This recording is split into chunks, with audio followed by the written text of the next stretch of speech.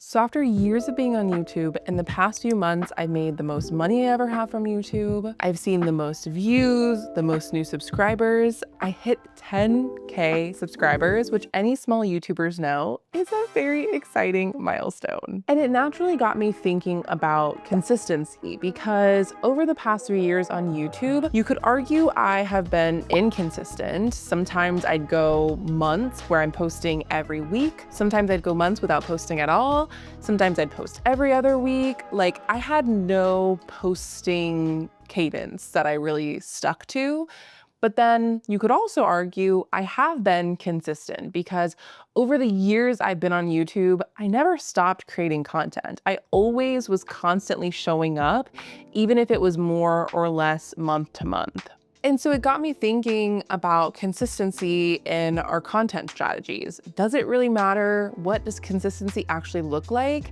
And when you're actually struggling with consistency, which I definitely have, even as someone who is in the video content space, who literally helps my clients be consistent, like, what are those pieces that really help you stay consistent over time and not be in the loop of posting a lot of content and then not posting for months? I was curious when actually I went to my Instagram stories to see what y'all struggled with the most when it comes to being consistent. The first was the ebb and flow of creativity, which I personally call BS on, because if you are relying on creativity to fuel when you're creating content, you will always struggle with consistency. Because a great content strategy doesn't rely on having those creative bursts to fuel when you're actually posting. In fact, you're more likely to not be inspired than you are to be inspired. That's really where systems come to play, right? I have an entire systems series, and in one of the systems we talk about is actually having like a home for your ideas. Because ideally, when you are inspired in the shower, when you're driving, like all the times that we're not actually creating content, you need to be storing that idea for when you sit down on a content day and you're not feeling inspired, but you still want to create content. So I get why creativity makes being consistent a struggle, but we definitely need to problem solve for that. Not having enough time is a big one, and you will always not have time for something that you don't make the time for. You could have a 9 to 5, you could be a parent, you could have a busy business. Like, all of us have excuses of why we don't have time, but you make time for things that are important and a priority. And we often make time for things like scrolling on social media and answering emails and taking care of our clients before we ever prioritize our own content. So it's really important that you make your time, which is why I swear by a content day, because a content day, you're literally telling yourself weekly, you are showing up for your content. It is a meeting on your calendar with you, the content and marketing person. Another reason why people struggle to stay consistent is that they sit down, they create, and then they start judging their content before it's ever posted. They don't think the idea is good, they think it could be better, they don't know what to say, and then they never create it, or even worse, they create it and then they delete it, or it just like stays in your drafts forever. That's why I think consistency is actually the most important, because consistency is there to help you build momentum. I just feel like the best way to think about it is any habit you maybe want to create. So let's say I want to go for daily walks. I want to eat healthier. I want to go to the gym. When I make it easy for me to do those things, when I put it in my calendar, when I prioritize those things because they're important to me, then I start to feel good. And so then I start to think, oh, I went for a walk yesterday, so now I'm gonna go for a walk today, and then that means I gotta go for a walk tomorrow, and then I've gone for an entire week and I'm feeling good. And then you start to reap the benefits from your content. You get better at content, you get more inspired to create. You start to see the results from your content, and you're getting in the reps, which not only makes you better at your content, but gives you more data points to actually see the results that you want. So that's why I think focusing on a number with consistency will always leave you stuck, because you need to focus on getting the momentum behind being consistent, and then you can increase the numbers. Then you can add on a new platform. Then you can test and do a bunch of things.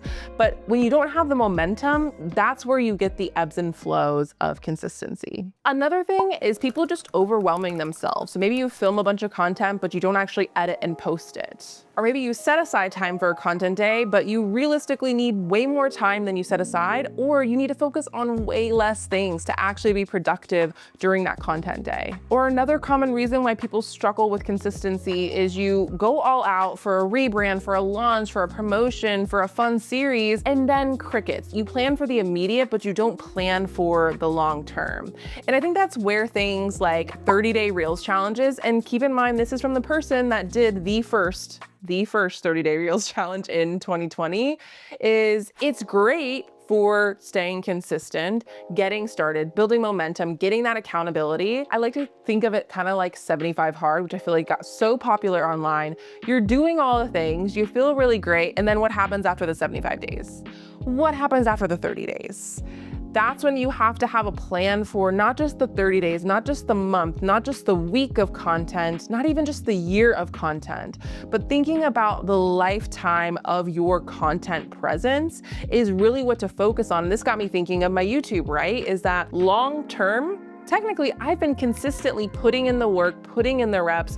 When I increased that, that's definitely when I saw more results of like, yeah, I was posting a lot of content really consistently. I had already gotten in the reps, which helped me create better content, but still there was so much value. And even if I wasn't perfectly consistent to what we classify consistency as, I was still doing the work. I was still getting the results. And it's because I wasn't planning for just, I want to be on YouTube for an entire year. I want to post a really great series on my YouTube channel, or I want to use my YouTube channel to launch my course.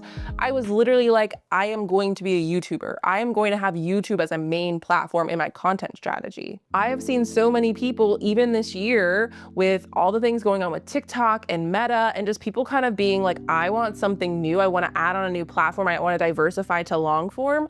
But then they post for a few weeks, a few months, and then it completely stops. And that's really where you're halting your results. Even if you went to posting weekly and you just posted one YouTube video a month, that is really what you're wanting to think about when you're thinking of your posting plan or your posting frequency. I think, yes, you want to have a goal of how much content you want to be creating. Maybe you want to be like, I just want to post one weekly video, or 3, or 5, or whatever your number is, or I just want to post once a month on YouTube, whatever that posting goal is. But at the end of the day, it's a goal, which means you can go beyond that goal. You can create more than that goal, which is like a bonus. It's like a win. Or you can just hit that goal. You can just maintain that goal. You can just sustain that goal, which I think is kind of a common theme with a lot of the things people are struggling with, is that they don't think about how to actually sustain that consistency. And it really comes down to being realistic. How much time do you need to create your content? How much time do you have to allocate to that content? And when you get honest with yourself, you're able to actually realistically do that posting plan, hit that goal, exceed that goal, get faster and faster, so you're able to extend that goal. And kind of the last thing that I saw in these stories responses of like the pressure to be consistent for the sake of consistency. And that is not helping any of us. That is not helping your audience by giving them like half-assed content. It's also not helping you because you're creating without a purpose, without a mission, without a goal in mind, except to check off, I posted content for the day. And you're not putting your best content. You're not even gonna see results because it's not aligned with a strategy. You're literally just throwing things at the wall. So if I had to give my best advice as someone who has coached solopreneurs who literally do all of their video content to even the 6 multiple 7-figure businesses that we help in our agency, that even when we're doing everything, they can often struggle with consistency and showing up and creating the content. It's really important to start by removing your obstacles. What is making being consistent and creating content hard? Is it because you don't have a plan? Is it because you don't have the tools? Is it because you're not doing your content days? Is it because you're overextending yourself? Like, identify what are the things I'd already mentioned that you're struggling with.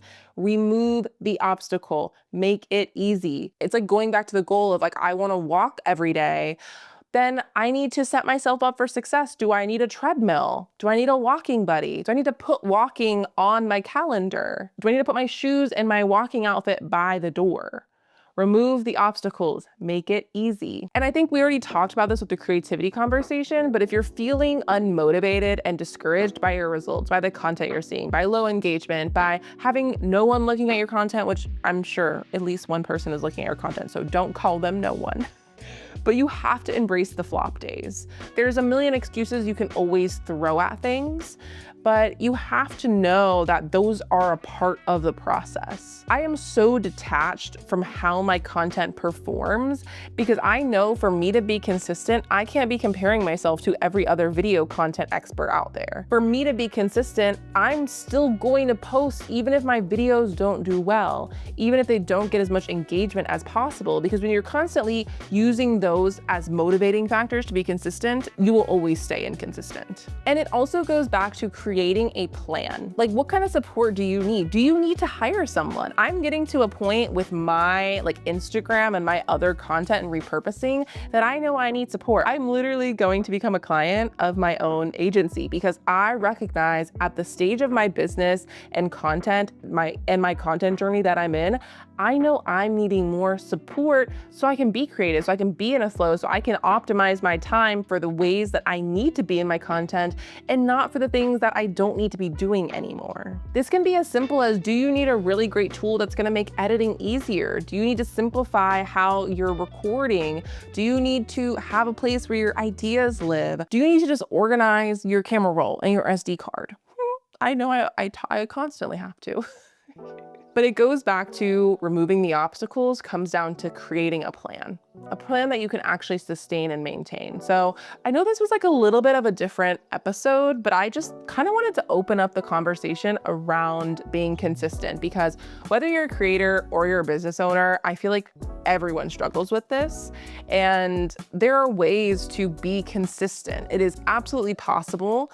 And when you are consistent, this is the kicker. This is the whole goal of this conversation, is that consistency does help you get results. When you are consistently visible, you are top of mind for people. When you're consistent with your content, you have even more data points to get better at creating content. You're getting in the reps, so you're quite literally getting better at your content. The more content you create, the more opportunities you have to see the result you want. You want to become a successful creator? Then you need to consistently show up as that successful creator. If you want video to drive results for your business, you need to consistently use video to drive results for your business. And even in my example with my YouTube channel growing, yes, big picture, I was consistent over the past few years. I never left my channel to die. But when I made that shift and change of I'm prioritizing YouTube, that is when literally I saw the biggest results in my channel. I don't think that's just luck. I don't think that's just chance. That is, I wanted to show up for my YouTube channel in a certain way. So even as I have a million things to do today, y'all. But I sat my behind down. I put together some thoughts I had from this content idea. I put my camera on. I showed up for posting the video. So hopefully this can give you some tough love, some motivation, a different way of thinking about consistency, because there's so much obsession over the immediate gratification of I posted 30 days in a row versus being did you consistently post 3 years in a row? That's when shit starts to change. Am I allowed to curse on my YouTube channel? Am I allowed to curse? I would love to hear from you. What was the takeaway that really landed with you from this episode? Where do you struggle with consistency, and kind of what action steps are you going to be taking moving forward? I know for me, I need more space in my calendar, not just I have my content day, but I need more space to just think and breathe. I think I'm so in the weeds that I be doing too much. And like I said, I know I need support with my content. So that will definitely be something interesting to share. Relinquishing control of my content. I think batching, thinking, creating my content in a different way while having my agency and my team help with me is gonna be a journey. So that will be interesting. Definitely let me know if y'all would be interested in an episode about outsourcing content, if it's something you've ever thought about. As someone who has outsourced content and am the person people outsource content to, I have a lot to say, a lot of thoughts. But I hope you enjoyed this episode, and I'll see you in the next one. If you struggle with making the time for your content and actually batching and planning, I highly recommend watching this episode where I literally take you inside one of my content days, which is honestly the best way to stay consistent with your content.